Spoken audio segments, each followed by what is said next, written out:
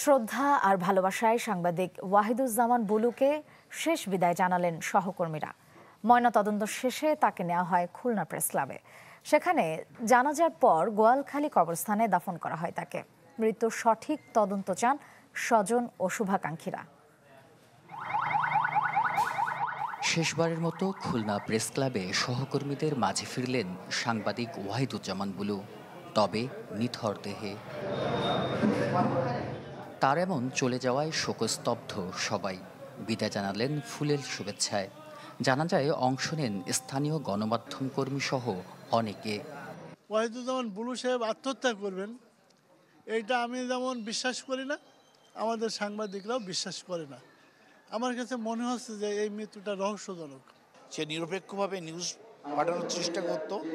সে একটা আদর্শে প্রতিফলিত হলেও যে নিউজের ব্যাপারে কোনো আপোষ করতো না। এর আগে খুলনা মেডিকেল কলেজ হাসপাতালে হয় ময়নাতদন্ত। স্বজনরা জানান, গত 11 মে থেকে স্ত্রী এলিজা পারভিন লিজা নিখোঁজ হওয়ার পর থেকে মানসিকভাবে ভেঙে পড়েন ওয়াহিদুজ্জামান বুলু। এ নিয়ে সামাজিক যোগাযোগ মাধ্যমে স্ট্যাটাসও দেন। একটু হতাশা ছিল, যেহেতু আমার আপা হারাই দেওয়া, সেটা নিয়ে দুশ্চিন্তা করতো, ঠিকমতো খাওয়া দাওয়া করতো না, ওটা নিয়ে সবসময় বলতো। তো সে চলে গেল, বলে গেল না আমারে, আমি একা একা কী করে থাকবো, এটাই নিয়ে সবসময় একটু দুশ্চিন্তা করতো। সকালে উঠে নাস্তা পানি খেয়ে 9:30টার দিকে উনি বাইরে হয়েছে নাস্তা খেয়ে, যে আমার একটা পানির বোতল দাও, একটা ক্যাব দাও, আমি একটু বাইরে যাচ্ছি।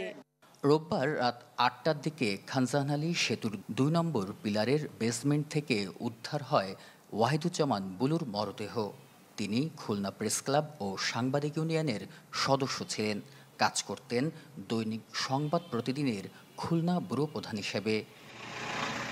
বেলাল হোসেন সজল, চ্যানেল 24, খুলনা।